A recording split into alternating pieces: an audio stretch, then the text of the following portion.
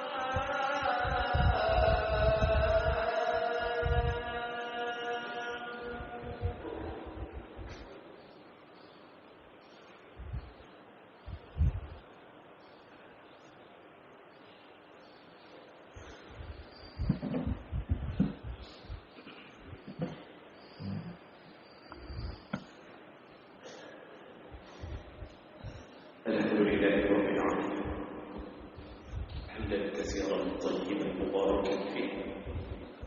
Asyhadu an la ilaha illallah wahdahu la syarika lah, wa asyhadu anna Muhammadan 'abduhu wa rasuluhu al-karim. Allahumma shalli wa sallim ala nabiyyina wa sayyidina al-Mustafa Muhammadin wa ala alihi wa ashabihi ajma'in. Amma ba'd. Fa ya ibadallah, أوصيكم وإياي بتقوى الله فقد فاز المتقون. أعوذ بالله من الشيطان الرجيم. بسم الله الرحمن الرحيم. ولا تأكلوا أموالكم بينكم بالباطل وتدلوا بها إلى الحكام لتأكلوا فريقا من أموال الناس بالإثم وأنتم تعلمون. صدق الله العظيم.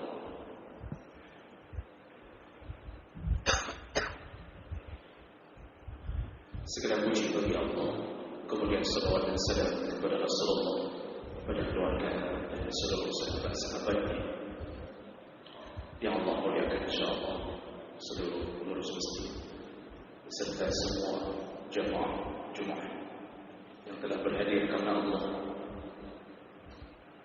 Mudah-mudahan Allah balas dengan keindahan hidup di dalam surga-Nya, insyaallah. Jemaah yang dimuliakan Allah Subhanahu wa taala. Setelah kita dididik oleh Allah Subhanahu wa taala menjalani hari-hari Ramadan, menahan lapar, menahan haus, ada dua pesan Allah yang ingin disampaikan di penghujung Ramadan. Dan pesan ini ada kalanya tertangkap oleh orang-orang yang menjalani puasa Ramadan, ada kalanya tidak tertangkap. Artinya ada yang tidak peduli dengan pesan-pesan Allah. Pesan yang pertama, Allah Subhanahu wa taala ingin mengatakan kepada kita bahwa di penghujung Ramadan seharusnya kita belajar dari perintah Allah, yaitu suruhan membayar zakat fitrah. Apa pesannya?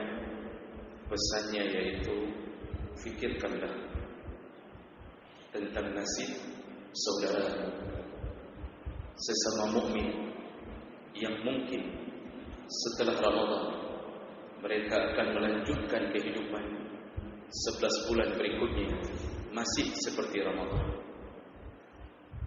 Mungkin mereka akan melanjutkan gaya hidup dalam keadaan tidak makan, tidak minum. Maka pesan Allah melalui zakat fitrah, berilah makan kepada sesama mukmin, dan itu akan bermanfaat untuk kita, untuk memadamkan api neraka bagi kita. Allah ingin mengatakan bahawa ketika engkau merasakan derita, tidak makan, tidak minum di hari-harimu, 13 jam kita tak makan, tak minum. Sudahkah engkau merasakan bagaimana penderitaan fakir miskin yang mungkin akan hidup seperti itu setiap tahunnya? Sudahkah engkau merasakan bagaimana perasaan anak yatim yang kehilangan ayah, kehilangan tongkat ekonominya, dan dia punya seorang ibu yang kemudian ibunya berjuang habis-habisan di bawah terik matahari, berjalan-jalan untuk memenuhi kebutuhan nafkah anaknya, yang mungkin padahal itu adalah kewajiban dari wali-wali dari anaknya. Tapi wali-wali hari ini kadang-kadang tidak peduli dengan keadaan anak yatim, padahal itu kewajiban mereka. Akibatnya ibu anak yatim ini berjuang habis-habisan. Begitulah keadaan kita hari ini. Kita bahkan berada di bawah terik matahari 5 menit saja pun kita tak sanggup tahan. Bagaimana orang miskin yang memaksa diri keluar dari rumahnya mencari nafkah, memenuhi kebutuhan keluarganya. Allah ingin mengatakan, rasakanlah itu. Kalau engkau sudah merasakan itu, maka di ujung Ramadan Allah ajarkan, berikanlah makanan kepada mereka, berikanlah minuman kepada mereka, buatlah mereka bahagia. Dan doa mereka setelah mereka mendapatkan sedekah dari kita itu lebih mustajabah daripada doa-doa kita. Doanya orang miskin dengan diiringi tetesan air mata mereka melayang ke hadapan Allah, meminta pertolongan Allah dan meminta supaya Allah mengampunkan orang-orang yang memberi makanan kepada mereka. Mungkin kita masuk surga akibat doanya orang-orang miskin yang kita beri makan. Itu pesan daripada zakat fitrah. Makanya kalau sudah selesai Ramadan, seharusnya kita sadar ciri-ciri orang yang diterima Ramadannya. Dia menjadi dermawan setelah Ramadan. Ciri-ciri orang diterima puasa pun salah satunya adalah dia menjadi orang yang sangat iba, sangat sayang kepada sesama mukmin yang Allah telah takdirkan dia hidup dalam keadaan miskin.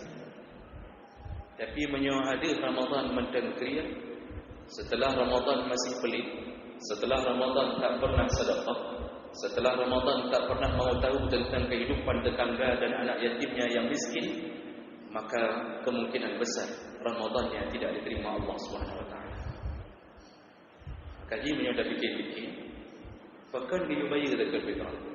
Padahal Ramadan itu amalnya amal badan. Yang disuruh puasa badan. Yang disuruh qiyamul lail, menghidupkan malam-malam Ramadan badan. Kenapa di ujung Ramadan disuruh bayar zakat fitrah?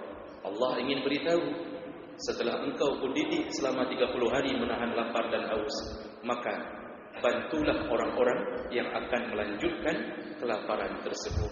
Bantulah orang-orang yang tidak punya harta untuk hidup secara normal.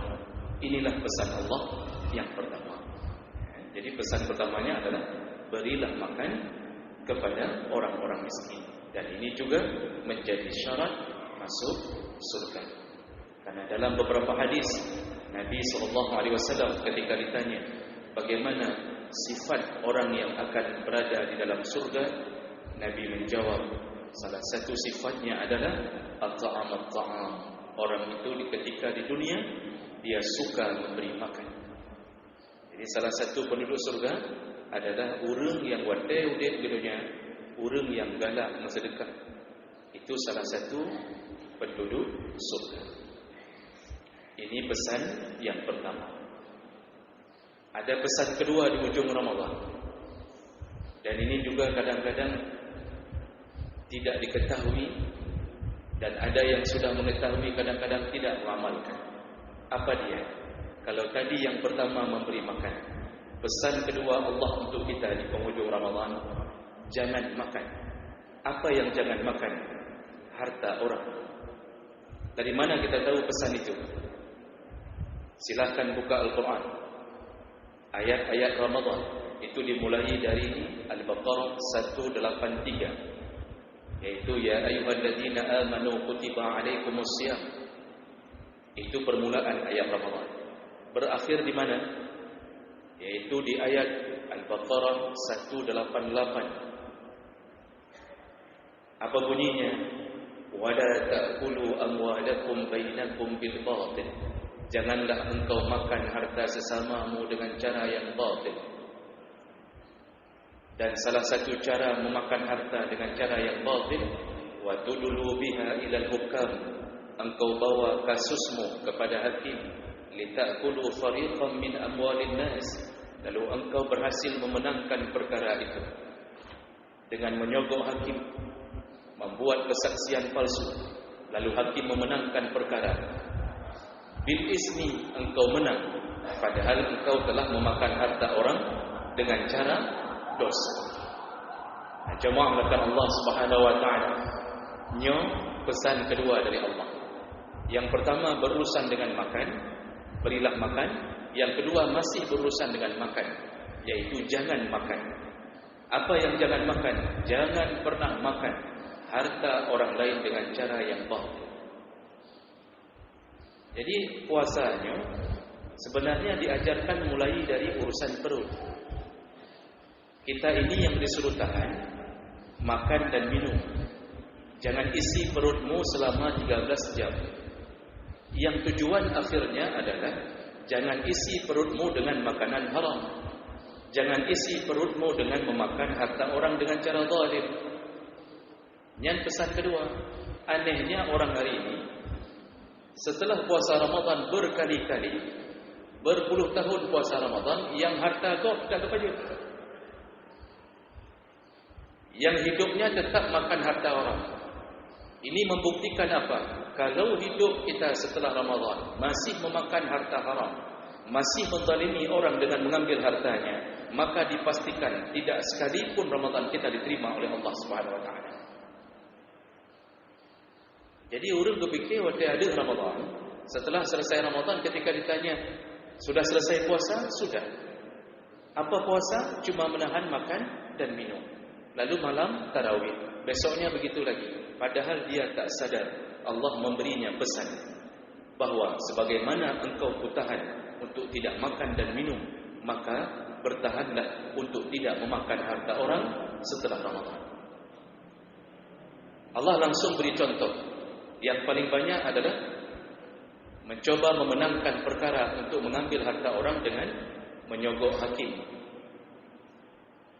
Makanya Rasulullah SAW menyebutkan, barang siapa yang memindahkan patok tanah seseorang.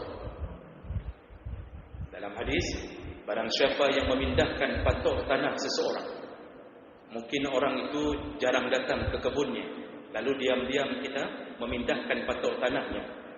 Yang kita pindahkan lebarnya mungkin hanya sekitar 10 cm, panjang ke belakang sekitar 20 meter.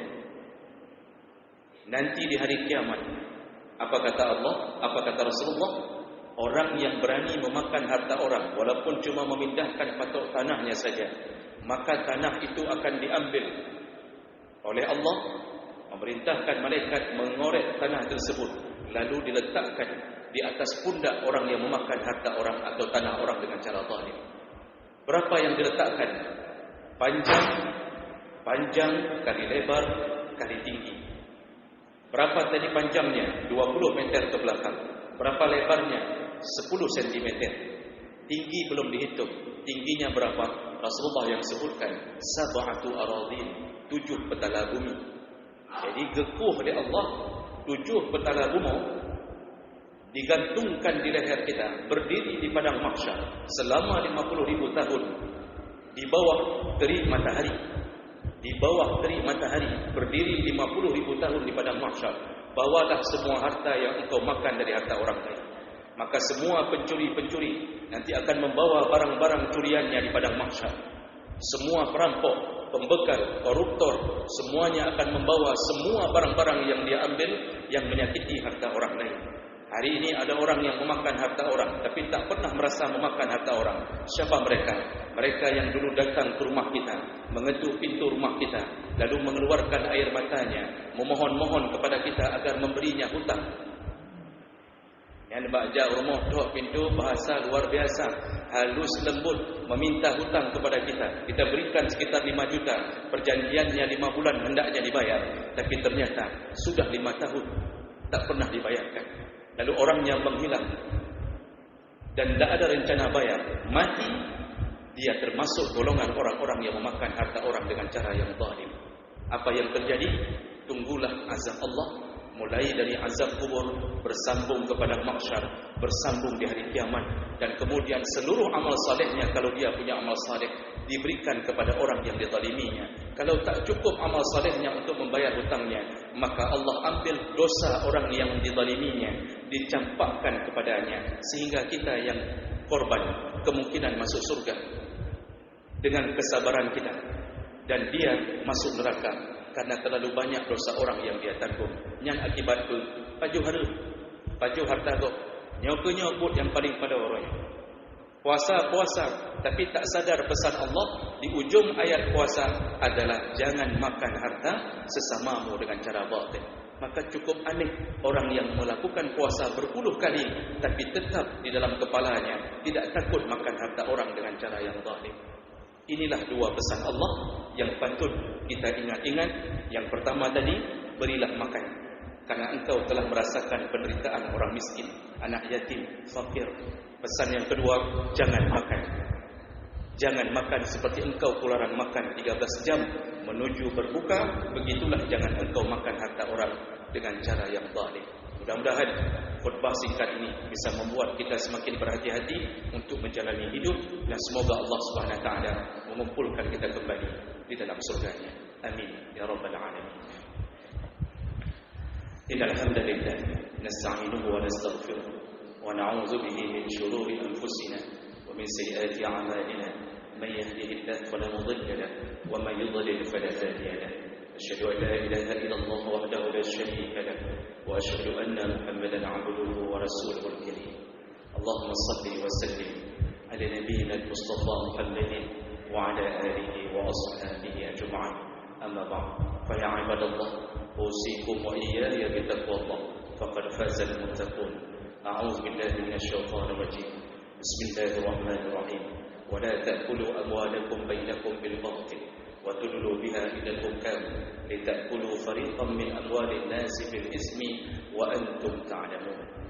بارك الله لي ولكم في القرآن العظيم ونفعني وإياكم بما فيه من الآيات والذكر الحكيم وتقبل الله مني ومنكم تلاوته إنه هو السميع العليم.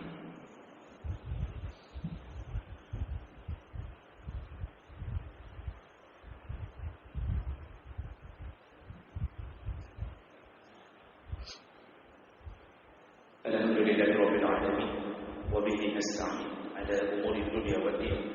أشهد أن لا إله إلا الله وحده لا شريك له وأشهد أن محمدا عبده ورسوله الكريم. اللهم صل وسلم على نبينا وسيدنا المصطفى محمد وعلى آله وأصحابه أجمعين. أما بعد، فيا عباد الله اتقوا الله حق تقاته ولا تموتن إلا وأنتم مسلمون. أعوذ بالله من الشيطان الرجيم. بسم الله الرحمن الرحيم. إن الله وملائكته يصلون على النبي يا أيها الذين آمنوا صلوا عليه وسلموا تسليما. اللهم اغفر للمسلمين والمسلمات والمؤمنين والمؤمنات الأحياء منهم والأموات، وتابع بيننا وبينهم بالخيرات، وتقبل يا سميع قريب مجيب دعوات.